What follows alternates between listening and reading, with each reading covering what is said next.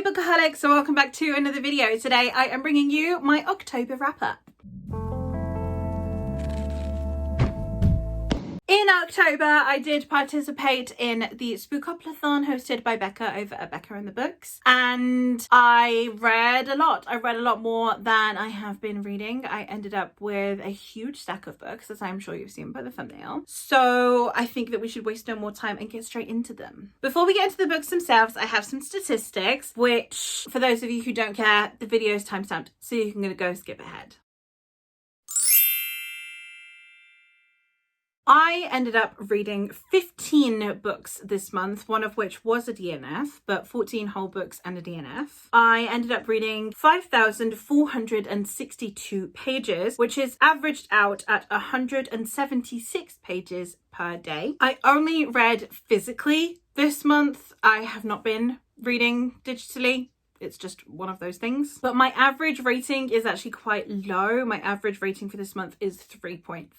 As to age ranges, I literally only read adult books this month. All of the books that I read were adult, so no real statistics there, just everything is adult. 4-star ratings, I ended up with 4 5-star reads, 3 4-star reads, 4 3-star reads, and 3 2-star reads. And of those 2-star reads, one of those is a DNF. For the genres, I ended up reading 2 horror novels, 1 mythology, 2 magical realisms, 1 fantasy romance, 1 mystery, and 8 fantasies. I also read 2 complete series this month. I am going to go through these in the order in which I read all of my Spookoplathon books, and then I will talk about the 2 series at the end, as those are not part of my Spookoplathon reading. The first role landed me on purple. So for this, I ended up reading Sorrowland by River Solomon. This is like a bluey purple. It depends on the light, whether it's purple or blue. It's blurple. So we're going with blurple because I could not find a purple book that I own, that I've not read, that I could read physically, that was the first book in a series or a standalone. So I ended up with a blurple book instead. And for this one, I ended up, as I said, reading Sorrowland, which was one of my standalones that I picked out for October anyway. So every month I have been reading a dedicated standalone book for each month. In October, picked out 2 books because I lean towards kooky, atmospheric, seasonal reads, and I also lean towards dark and creepy. I didn't know which one to choose, so I chose 2 books instead. So for this one, I ended up reading the darker book first, which is Sorrowland. This one is a horror speculative fantasy in which we are following Vern. Vern lives in Blessed Acres, which is a community of Black people who created this community as a sanctuary post the Civil War. And we are following Vern as she has escaped Blessed Acres and is living in the forest that surrounds it so that no one dare enter. Her body ends up metamorphosizing in a way, and it's how she survives in this forest, having escaped this community. It is very dark, it's very atmospheric, it really does have some intense discussions and does have some very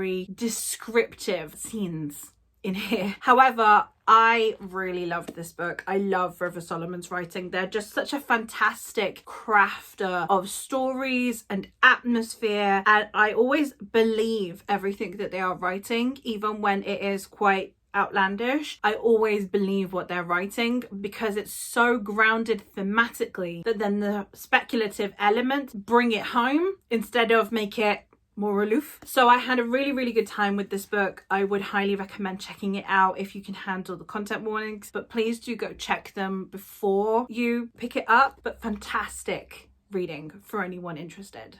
My next role landed me on spooky. So for this one, I ended up reading The Inheritance of Orquídea Divina by Zoraida Córdoba. And this one is a adult standalone fantasy. Well, it's magical realism, really, more than anything. And this was actually my September pick for my standalones, but I didn't get around to it in September, so I read it on the 1st of October instead. So, you know, it's still pretty much the same thing. And I ended up really enjoying this. I ended up not falling as in love with it as I'd wanted to, given that I'm always wanting more Latino fantasy. At this point, I need more Latino fiction in general. And I feel like this one is definitely one that I had a lot hinging on. I still had a really good time with it, but my problem with this one is that you have such a huge cast of characters. You have, here's the family tree for some scope. You have a huge amount of these people as like POVs or characters that you feel you should know and be invested in. So there were just too many characters for how short of a novel it was. So I feel like we either needed to trim back on the amount of emphasis there were on the characters or have a longer book, but it felt like it didn't quite fall right for me, which is a real shame because the atmosphere was fantastic. The story was really engaging, and bits of the characters that I did get, I was really enjoying. I just wanted more. The next prompt that I rolled ended up being Broken Mirrors, which is you need to be able to have a book that half of the book mirrors the other half. So I went with The Undertaking of Heart and Mercy by Megan Bannon, because this one, if you split it down the middle, it is mirrored. This one I ended up giving 5 stars. I really enjoyed. It did exactly what I wanted it to do. This is a You've Got Mail fantasy retelling in which we are following Hart, who is a lawman who has to basically make sure the dead stay dead. And then we also have Mercy, who is an undertaker, and their first encounter did not go well and they ended up absolutely despising each other. And then we have them becoming enemies to lovers after Hart decides to write a note to no one in particular just to put down his feelings because he's feeling a lot. And the message ends up getting sent to Mercy, and neither of them know that they are corresponding with each other and bearing their souls to each other, someone that they purportedly hate. Now, this was so much fun. I had a really good time with it. It's not particularly smutty either. Like, there is sex in it, but it's not a particularly overly descriptive smutty one, which I was really in the mood for. I just wanted something that was a fun romance. If I'm being honest, I'm not the hugest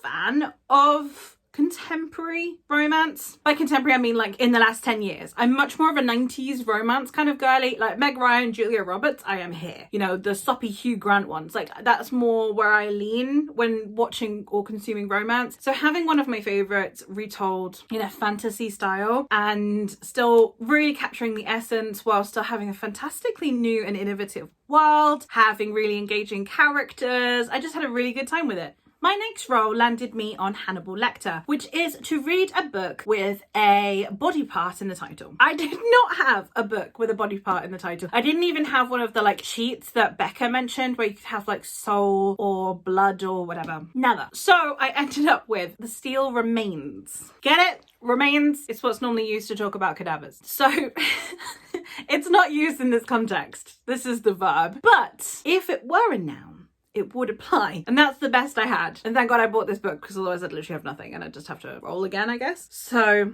that was fun. But yes, I ended up with this one, and this one is the first book in a series that is a grimdark fantasy in which we are following 3 perspectives. One is a young man who, for being gay, almost was executed, but because of the level of privilege of his family, he was spared, but his partner was not, and he was left to a grisly death. So he, having been a knight his whole life, he now feels like all of his chivalry and honor is for a country that despises him, so he feels very disenfranchised. We are then following a young woman who is from a species that left her behind after these wars, and she is now in the service of a king that she despises. And then we are following Igor, who is supposedly a barbarian, but he is actually incredibly chivalrous and very righteous. It is him seeing how the aftermath of war is affecting his people, essentially. And I really enjoyed so many elements of this book, but there were just a couple of things that led me to not falling actually as in love with it as I would like. I'm still on the fence as to whether or not I'm going to continue with this series. I keep thinking no, but I do keep thinking about it, so maybe? I'm not sure. The writing style in here, this author normally writes literary sci-fi, as far as I'm aware. He wrote Altered Carbon, which I'm fairly certain is literary sci-fi. This book was very literary, and a literary grimdark sounds fantastic, but it just had a little bit too much. Like, if he'd written his beautiful literary grimdark and then Joe Abercrombie had come in and been like, dude, can I go make some changes? It's kind of what it felt like. And then there were just bits I was like, what? Why? So that didn't work for me as much as I would like. The writing style just, it wasn't consistent enough for me personally. I would have really loved for him to just go full literary, because the beauty in the darkness would have been like top tier, but it just didn't quite hit. And then the characters felt a little bit Joe Abercrombie-ish in not a good way. So there were so many elements that I really liked, and I genuinely keep thinking whether or not I should continue, but this first book was just okay for me. The next prompt that I ended up landing on was most recent purchase. I had a few to choose from because I had recently been to my local charity shop and had acquired a few books. But the most seasonal read that I had acquired was Let the Right One In by John Ajvide Lindqvist. I have no idea if I'm pronouncing that even slightly correctly. And this is my DNF of the month. I ended up DNFing this one. It was a real shame, but there was a perspective in here that is a perspective of a paedophile, and you are getting it in his head. And there were just too many scenes of him discussing the body of this young girl or the body of a young boy. And it's not condoning it. It's really not. It's not the book's fault. The book is not condoning it. But I'm a mum and I can't read that. Like, I literally felt like I was going to physically vomit every time he was on the page. I just, no. Not good. I was not having a good time, and I was like, I'm not liking this book enough to put up with this. Like, I couldn't do it. So I DNF'd it. I have no regrets DNFing it. I'm not going to watch the movie. I'm just going to steer clear of this. Again, nothing against the book. This is not me being like, this book is bad or this book is problematic, because it's not condoning what this guy is doing or thinking. It is portrayed as something that is abhorrent. Even the guy himself hates himself for it. It's so gross, but I can't read it. So it's, again, not necessarily that the book is a problem, it's that I can't read this book.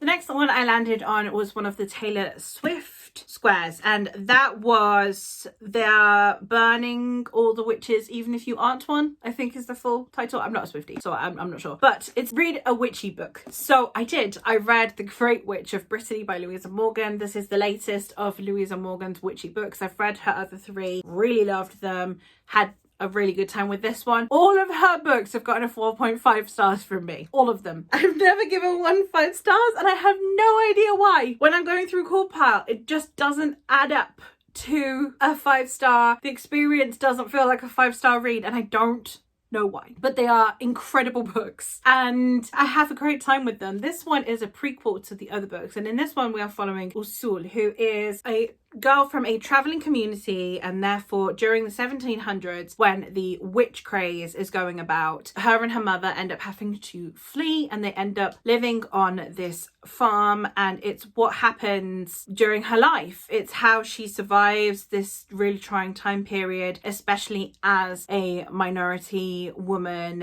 a single woman in this time. It was a fantastic read. I really loved the discussions in this book. I loved the relationships between mother and daughter as it goes down the line. I think that Louisa Morgan does a fantastic job of discussing female relationships. They always feel so layered and complex. She also discusses trauma in a very interesting way. There's no complete outright female hate. It's just, most of the time, if you have a female character that is unlikable, it is her lack of awareness of her own privilege, which is a fantastic feminist discussion in my opinion. So fantastic reading, really had a good time. Would recommend picking up Louisa Morgan if you're into witchy books. The next prompt I landed on was on Feed Scroll, and for this one I scrolled through my Instagram and I ended up landing on a Terry Pratchett book that is Guards. However, I am reading the Discworld in order. I was having real trouble finding a book on my Instagram that I own that is the first book in series that I have not read, or a standalone. So when Guards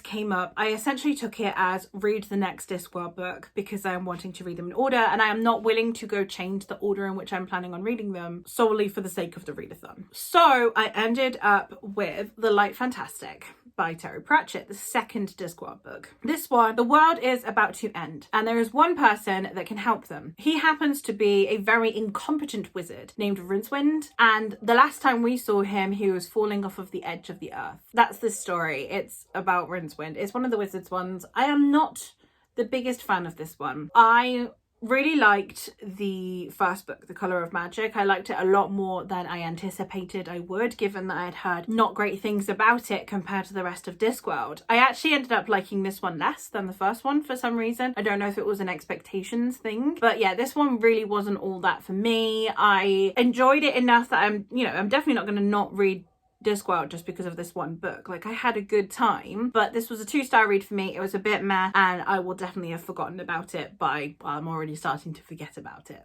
The next one that I ended up picking out was one that I rolled a double. So I needed to combine 2 prompts to get this one. So the first one I landed on was Stabby, and the other one that I ended up rolling was Dice Roll Roulette, which meant I needed to roll the dice again, and whatever number I ended up with needed to amount to a page count. I ended up with, I think it was a 6, which meant I needed to read a book that was, I think, between 275 pages and 325 pages, I think. So I did just that. I ended up picking up Ceremony in Death by J.D. Robb. This is a murder mystery romance with a futuristic setting, and it is 310 pages. So it fit both Stabby because it's a thriller. Well, not a thriller, it's a murder mystery. And we also have it being a short book. This is the 5th book of the In Death series by J.D. Robb, which is a pen name for Nora Roberts. They were gifted to me by a co-worker, and they are fantastic palette cleansers. They're just really good books when you just need to switch your brain off for a bit. They're really bingeable, they're compulsively readable. I normally read them in a day. I have a really easy time with them. So fantastic reading for what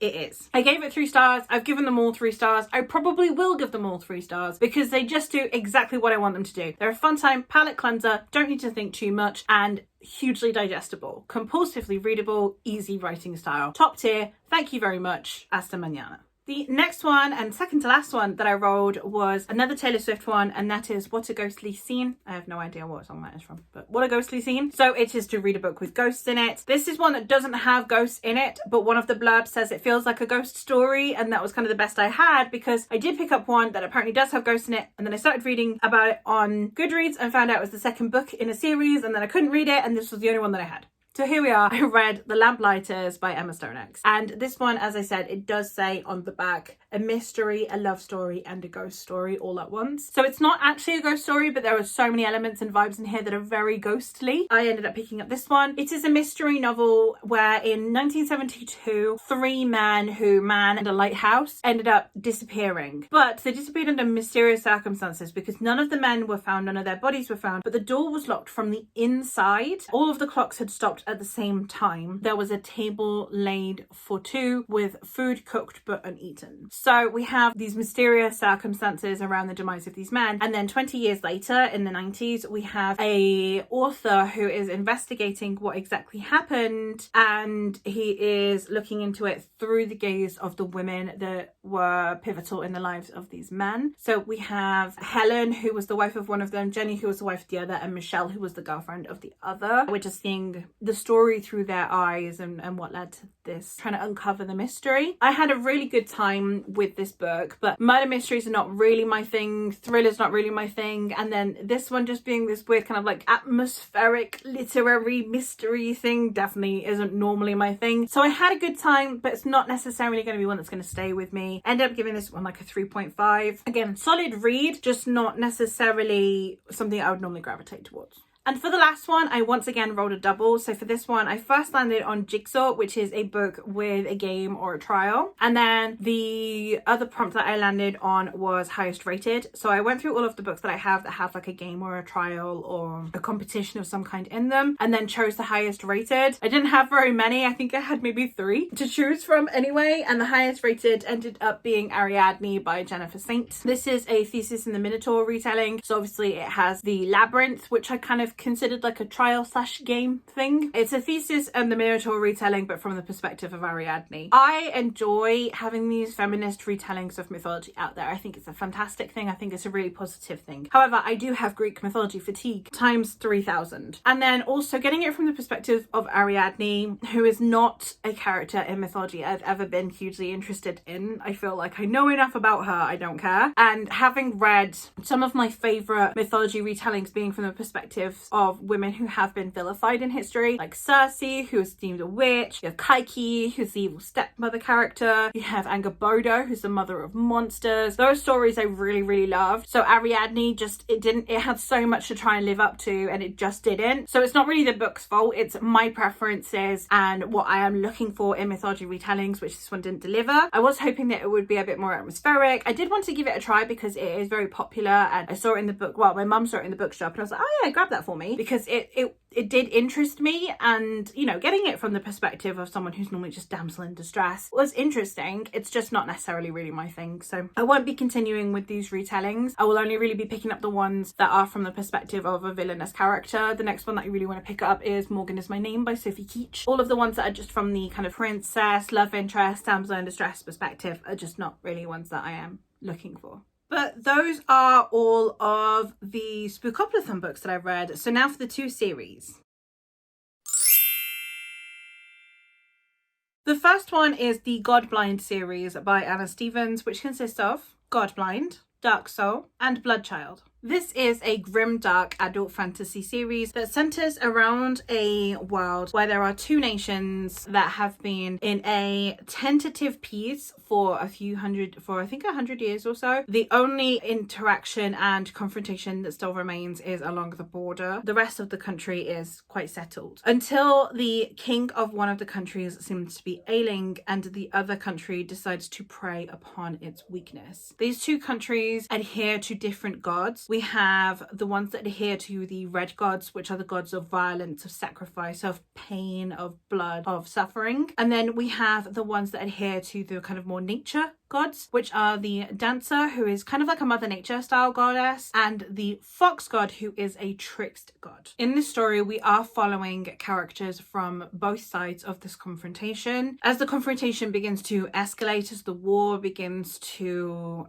arise, and the story starts out with a young woman fleeing from the grasps of one of the nations into the other, which apparently is the start of the war. We follow characters who are directly connected with the magic of the world, with the gods of the world. We follow characters who are in positions of power, be it political or military. We follow it from the perspectives of foot soldiers, of captains, princes. We have such a huge array of characters from a huge array of positions, different places in the society as well as in the world. It's a fantastic series. I had such a good time with it. I gave the first book 4 stars and the other 2 5 stars. I really loved it. It's not going to be for everyone. It does not have a particularly prosaic writing style. It has a very specifically straight to the point writing style. There is a huge amount in there that is for shock value, which normally bothers the heck out of me, but in this one it didn't bother me at all. There is a lot of content warnings. Any content warning you can think of, it's probably in here, from rape to murder to blood sacrifice, self-harming, death, mutilation, torture, anything you can think of in a grimdark, it's in it. That's why it's dark. But I just really liked the way that this story tackled war. The fact that we had such a huge cast of characters meant that you had no idea who was going to be safe and who wasn't, because the narrative can still go on without these characters. I got really emotional at the end as well, which I was not expecting to. So overall, I had a fantastic time with the series, and I would highly recommend that you check it out if you are a grimdark fan.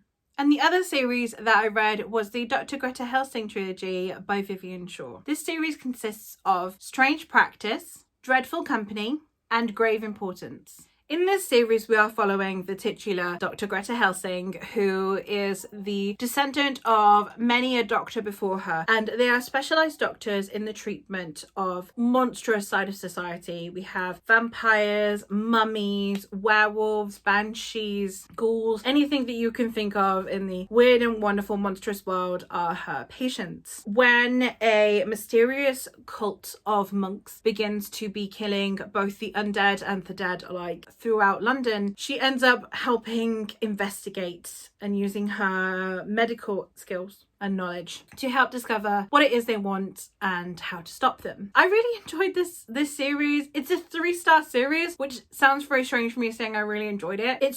It's one that was like a fun time not a long time, you know. It's like, it's a one night stand of a book. It took multiple days to read, but you know what I mean? Like, it's a one night stand of a book. I'm having such a good time while I'm reading it. I probably won't care in 3 months, but I'm having a really good time right now. It's a good time. It's a good series, but one, I expected it to be one perspective, only Greta's. It's not. You actually have multiple perspectives from other characters. Greta didn't have as much agency as I would have liked her to have, which was a shame as well. But she's an incredibly empathetic character, which I really liked. She's a very gentle character. So yeah, it was a good time, and I enjoyed the stories and the way the plots move from book to book. They're kind of more like standalone novels, but following the same characters. The only reason that you need to read them in order is for character development, not really for any other sake. Like, the plots themselves don't carry over from book to book, so if you like that kind of series, I'd highly recommend. You don't need to binge them because, as I said, they have a standalone kind of nature. You might just need to refresh yourself on who's who. So if you're not a binge reader, I definitely think that it would still work for you. But yeah, good time, fun reading. The characters could have been, no, the characters are really well rounded. The writing style is not very personal. There's a bit of a disconnect, like a bit of a distance between you and the characters. You definitely feel like an onlooker as opposed to being part of the story. But it's a good series. I had a good time with it. It was fun, but it's definitely not a new favourite, and it's definitely not one that I'm going to think about a lot, but it's definitely one that I would consider rereading. So do with that what you will. But that is all from me for today. So I hope that you enjoyed this video, however long it ends up being. I hope that you have hopefully found some new reads as well, because there are some good ones in here. And I've tried to keep it positive, even though I've had some kind of duds in the month. It wasn't really ever the book's fault, it was more my fault. Again, I suppose that's a positive. That is everything from me for today. So thank you ever so much for watching, and I will hopefully catch you in another one soon. Bye!